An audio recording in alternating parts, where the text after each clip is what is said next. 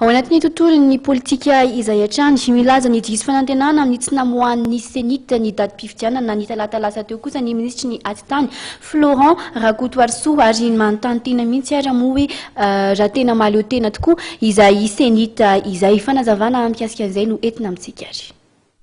Ny CENIT dia nanakina ny fanapahan-keviny amin'ny resaka filaminana politika, anisan'izany ny hoe fametrahana ny CS vaovao sy ny famoahana ny lista vaovao amin'ny candidat. Dia lasa eritreritra ny tena zany satria ohatry mampiteny mona ihany le ny zavatra tahaka an'izany mandisy fanantenana satria ny vahoaka dia efa miandry zany calendrier électoral izany. Ka ny CS vaovao sy ny lista vaovao zay mbola tsy misy amintsika miteny zao no anakina ny CENIT ny décision zany hoentiny hanazavana ny tsy namoahana ny calendrier électoral. Dia tohizako ny fanazavana zany mahaleo-tena marina ve ny CENIT raha izany satria vao miera mahaleo-tena mikasika ny fifidianana io indraindraitsika mihitsy io ary ajaitsika io dia mahaleo-tena marina ve ny CENIT.